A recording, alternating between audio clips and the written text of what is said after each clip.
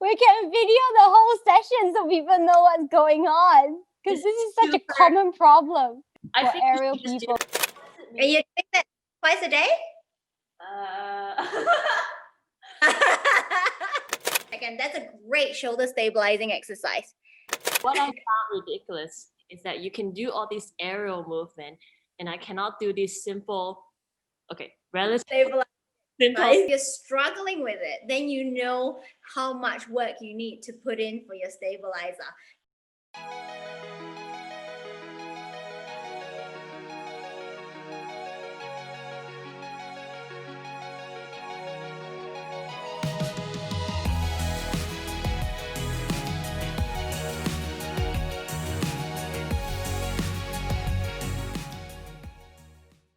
Hi, it's Eunice. In the last few months, I have been having pain that kept coming back. I feel like getting injured and recovering from it is another big part of the aerial journey that isn't shared a lot. I get it. I found it very hard to be open to talk about my training mistake. But if it helps you to get some ideas to train better and safer, let me tell you everything. I will show you this story in two parts. First, you're going to see 3 training mistakes that I made as a beginner aerialist. Then you're going to see the exercises that helped me to get better. Feel free to try these exercises or add them to your routine if you find them helpful. Just to know that this is not your medical advice, I'm sharing with you parts of our sessions with feedback that was specifically designed for me. Let's meet Melanie the Physio and dive right into it. Hi everyone, I'm Melanie the Physio, also the co-founder of Capital Physiotherapy here in Australia.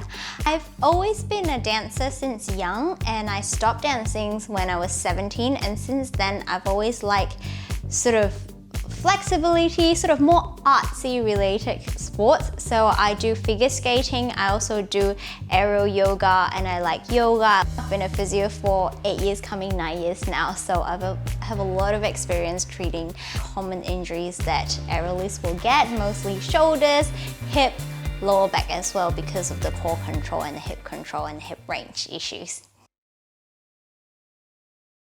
Last time when I called you, I had pain here. Yep. I think it was multiple area, not just like this section, but more like there was some over here and there's some like over here because I couldn't move my neck. When you're doing like pull-ups and things like that from the silk or the hoop or anything, you really need a lot of shoulder strength. If you don't, right, your neck is so close to your shoulder that you end up using your neck muscle instead, right? Neck muscle is fairly small and they're not designed to give a whole lot of stability, yeah? So if you're asking them to do a lot of stability work, then that's when they start getting sore. There are 2 different muscle groups. So the stabilizer muscles that stabilize the joint while you're moving, and then we have the big muscle group as well that helps you do the movement, right? So if your stabilizer is weak, right, what happens is you will use those big muscles that do the movement to do the stabilizing work as well. So then your big muscle group end up doing 2 jobs instead of 1. So then over time they get overloaded, and then that's when they start getting injured. Yeah, so as an aerialist, you first need to do stabilizing work, but then eventually, slowly, you should also strengthen up like shoulder general strengthening to actually help offload each other. Yes, you like aerial dance, but you should mix up different exercise throughout the week as well. You shouldn't do aerial dance Monday, Tuesday, Wednesday, Thursday, Friday, and I'm talking to you because I know you do that. That's why I have to call you. Really mix it out, like maybe Pilates Monday, Yoga Tuesday. Then you are mixing up your muscle group. So you're still training similar types of muscle group, but you're not doing the exact same every single day. Make sense? So you don't load up that muscles every day without giving them like a rest period, because muscle do need rest period every time when you work them out. Repetitively doing the same thing over and over wrong, and then gradually the pain sort of start getting worse and worse and worse. So in the beginning you might just feel, oh, it's a bit sore like straight after aerial dance, but then it just get better itself like 2 days later, so you don't think too much about it. But those are like the first sign of injury, is like tightness and soreness straight after, but then it gets better itself. Make sense? But then if you keep ignoring it and doing the same routine and the same thing without changing anything, then eventually the length of pain gets longer and longer. Like it would start off just like after aerial dance, you'll be sore, but then the next day you wake up, it's fine, and then it will slowly become, oh, the next day is still sore, but then the day after is fine, and then eventually it will just be sore and doesn't quite go away. If you're doing exactly the same thing and your body is not adapting to it, then something is a bit off. If you haven't experienced what Melanie has just shared, I'm glad you're catching this video early on so you can have me as an example. This routine that I have practiced for a while, there are quite a few pullings. All these movements needed a lot of shoulder strength and stability that I didn't have. I started having pain in my neck and my shoulders to a point where one of my shoulder blade was really swollen. I didn't do any workout or stretches for 2 weeks. The swollen has gone, but the pain just didn't go away. And I eventually knew that it wasn't getting better because the pain wasn't going away, but I feel like I could have avoided it and healed better if I had known earlier. So I asked how to feel the difference between an injury pain and muscle soreness. At night, when you're not doing anything and you still feel like throbbing, aching, generally the first sign of inflammation, so there's swelling somewhere. Yeah, and also the first thing when you wake up, if it's sore, even though you haven't done anything, that's also the first sign of inflammation. That means something is injured. I hate to say it, but that's kind of what happened to me. I was practicing this flow for 15 minutes a day, a couple of times a week. And very quickly I started having so much pain that I couldn't turn my head, I couldn't sleep, and when I wake up I just feel so much pain I couldn't practice anymore. I was just so scared. And finally I had the courage to ask for her help. The exercises were so painful at first, but I could feel how much tightness I have and know what I needed to work on to get better. My first mistake was the cause of this injury.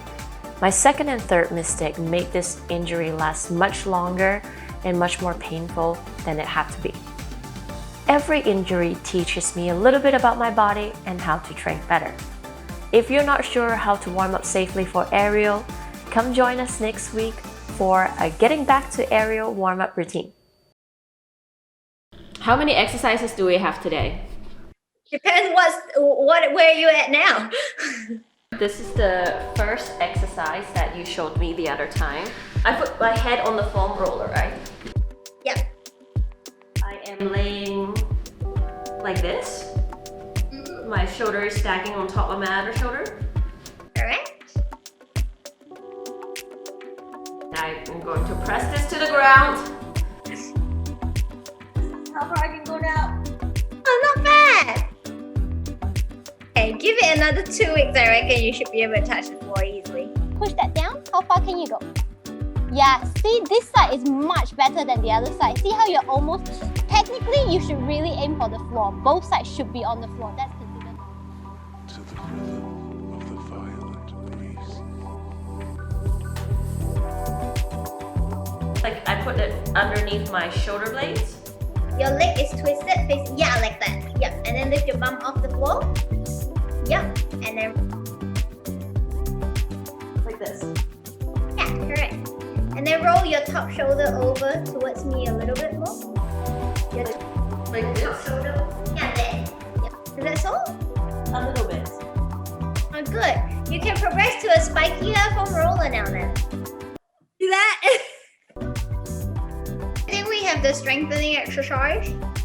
Have you progressed the resistance now, or are you still sticking with the same resistance? At first, the resistance was too strong, and now I think it is better. So let me show you. So I just keep my elbows close, and then right in front of me, and try to pull it apart. And now I can do 90 degrees, but before I could only go here. Good. So So yeah, you progress. yes, Let's progress. You are doing it there, too low. I want you to put it all the way up to 90 degrees. Your elbow is in line with your shoulder and then pull it straight back. Yes. Now see how your elbow is coming in that way? Everything is 90 degrees. Yeah, grab like that. Yeah, pull.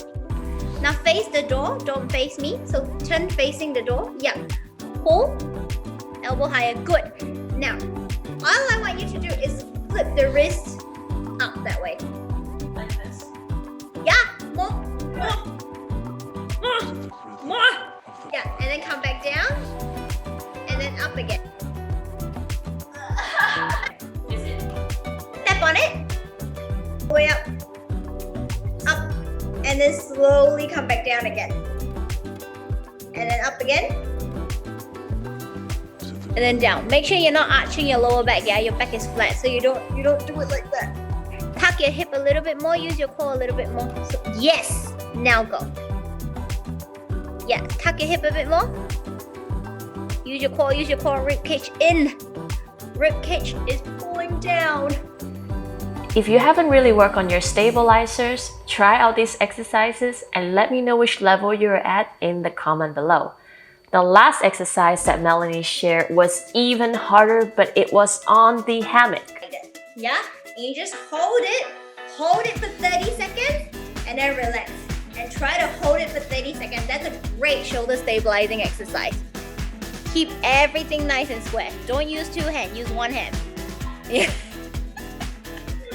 Okay, so I will have to work on this, but let's see this again.